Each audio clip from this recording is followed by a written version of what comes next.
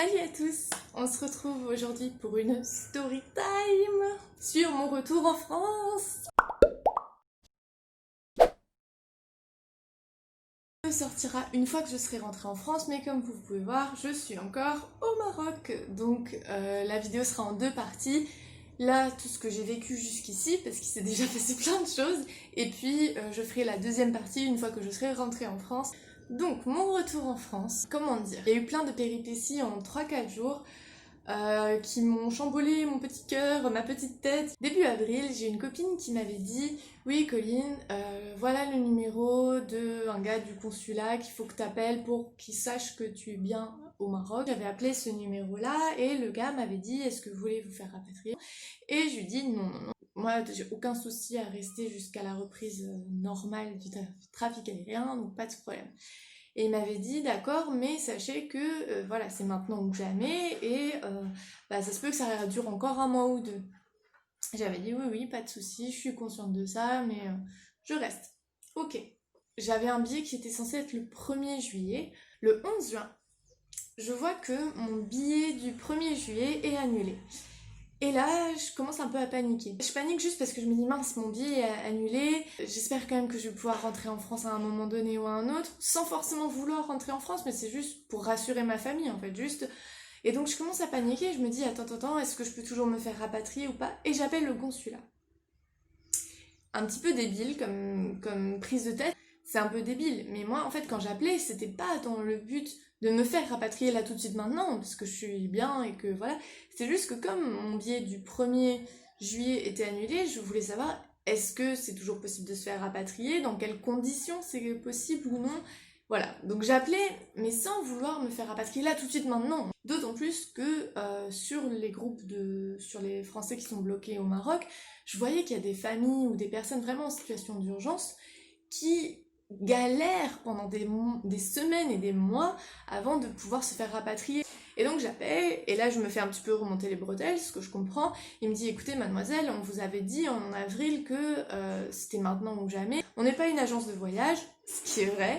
Bon écoutez, envoyez-moi vos informations par email et puis on voit tout ça. Pour moi, je vais lui envoyer mes informations par mail, et à ce moment-là, il va m'expliquer comment ça va se passer.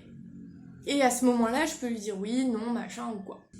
Dans l'appel, je lui ai précisé que tout va bien, j'ai de quoi subvenir à mes besoins, que je suis entourée, que j'ai aucun problème, que je ne suis pas dans une situation d'urgence. Je l'ai vraiment précisé parce que quand j'ai appelé, je voulais avoir des renseignements, mais je ne voulais pas prendre la place de quelqu'un. Et du coup, je me couche et le lendemain matin, je reçois un appel de ce fameux monsieur, toujours, qui me dit « Oui, on essaie de vous appeler depuis ce matin et ça répond pas. » Et je lui dis « Ah bon, moi je suis à côté de mon téléphone depuis ce matin, j'ai rien reçu comme appel. » Et il dit « Ok, je vais leur dire de vous appeler encore. » Je dis « Ok. » Et là, je reçois un appel d'une dame qui me dit « Oui, votre fille part le 16 juin, c'est bon, pas de souci. Du coup, on va vous appeler pour payer en ligne, machin et tout. » Et donc on était le 12, donc ça voulait dire que je partais 4 jours plus tard. Et pouf, en 24 heures, je pars plus le 1er juillet, mais sans doute plus tard, c'était je pars dans 4 jours. C'était beaucoup trop violent pour moi. Il y a Air France qui va vous appeler, mais faut décrocher cette fois, parce que du coup, le fait qu'elle ait eu du mal à me téléphoner, je ne sais pas comment ça se fait d'ailleurs, elle m'a dit Air France, ils vont pas s'embêter, ils ont une liste de gens, ils vont essayer de vous appeler une fois, vous répondez pas, ils passent à la personne suivante. Je raccroche, et après avoir raccroché, je m'effondre. Les gens en situation d'urgence, ils galèrent à se faire rapatrier. Comment ça se fait que moi, en 4 jours, ça y est, je pars, je dégage? C'était impensable en fait. Et non seulement j'avais pas demandé réellement à me faire rapatrier tel quel, enfin je pense que je l'ai mal formulé parce que j'étais dans un coup de panique, donc le mec l'a peut-être pas bien compris, et comme il dit, c'est pas une agence de voyage, mais d'un autre côté, faut comprendre que c'est un peu violent quoi. Tout ça pour dire que je m'effondre, et à ce moment-là, je me dis pourquoi j'ai appelé. En réalité, ce que je veux, c'est rester. Et là, je prends la décision, je me dis, quand Air France va m'appeler, je vais leur poser la question. Qu'est-ce qui se passe si là, tout de suite, je refuse? Est-ce que du coup, vous me mettez en bas de la liste et vous allez appeler toutes les autres personnes? Et puis, quand il y aura un autre avion, un autre jour, vous allez me rappeler? Est-ce que ça va me supprimer définitivement de cette liste? Est-ce que si je suis supprimée de cette liste, le consulat le saura? Air France m'appelle. La femme au bout du fil, je comprends. Elle est dans une situation où elle a beaucoup d'appels à gérer, beaucoup de personnes à gérer. Elle n'a pas le temps pour les choses personnelles. Je lui demande et elle comprend pas. Elle me dit non mais vous voulez pas le prendre finalement? Et je lui dis non c'est pas ça, c'est je veux juste savoir ce qu'il en est. Et elle me dit, faut juste, moi je suis pas là pour gérer vos relations avec le consulat, nan. Et elle était pas du tout patiente et elle m'a mis un peu une pression de c'est oui ou c'est non sans vraiment répondre à mes questions. J'arrivais pas à comprendre si le consulat serait informé ou non. Et moi ça me faisait peur parce que ce monsieur quand même, il m'avait un peu remonté les bretelles en mode on n'est pas une agence de voyage. Et je me suis dit, purée, ça fait 2 fois que je l'appelle et 2 fois que je lui dis non je veux pas me faire rapatrier. Et donc dans un élan, je lui dis bah non. Et j'ai pris la décision de rester. C'était compliqué. Il a fallu que je prenne cette décision en 1 heure. Est-ce que je rentre dans 4 jours et je mets fin à toute la vie que je me suis construite, même si c'est une bulle, même si c'est éphémère, mais je mets fin à toute cette petite aventure? Ou est-ce que je prends le risque de rester? Mais du coup, si je reste, je sais pas jusque quand, je sais pas comment sera la situation. Il a fallu que j'annonce tout ça à ma famille parce que du coup, moi quand on m'a dit tu rentres dans 4 jours, dans la panique, parce que j'ai beaucoup paniqué dans cette histoire et du coup ça m'a fait prendre beaucoup de mauvaises décisions, dans la panique, qu'est-ce que j'ai fait? J'ai envoyé un message à ma famille en disant je rentre le 16. Mais en fait, quand j'ai envoyé je rentre le 16, je voulais être rassurée, je voulais être réconfortée, etc. Et en fait, les gens étaient plutôt en mode « Ouah, trop cool, tu rentres bientôt !» Et moi, j'étais pas du tout dans cette optique. J'étais plus en mode « Purée, je rentre le 16 ». Et le problème, c'est que une demi-heure après avoir refusé, il a fallu annoncer que non, en fait, je rentre pas le 16, je ne rentre pas. Je ne rentre pas, je ne sais pas quand je rentre, en tout cas. Toutes les solutions se mettent en place, je suis heureuse de rester, je me sens bien, etc. Bon, on est dimanche matin et c'est l'angoisse du départ. Tout est prêt, mais voilà, je sais qu'il faut que je parte, je sais que je vais être très bien une fois rentrée. Mais c'est l'angoisse de quitter ce pays, c'est l'angoisse de pas savoir quand les frontières vont réouvrir, donc de pas savoir quand je pourrai revenir. On est lundi matin. Du coup, je vais aller m'entraîner juste ce matin à l'école de cirque pour rentrer en pleine forme, me mettre dans la tête cette routine pour quand je rentre. Voilà.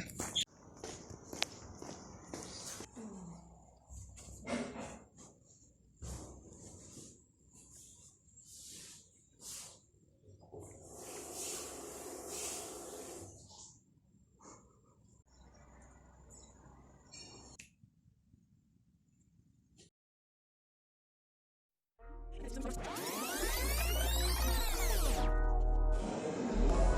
suis dans l'aéroport.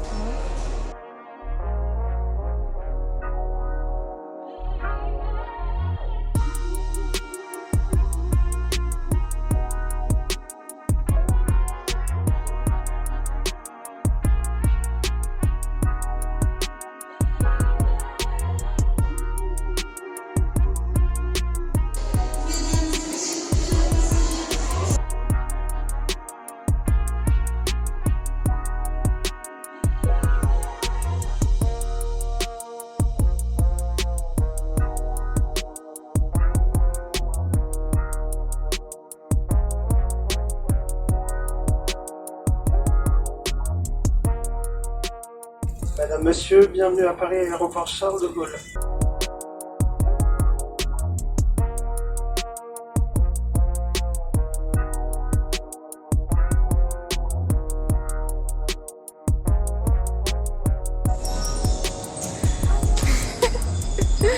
Devine avec ce gros boudin là, tout moche.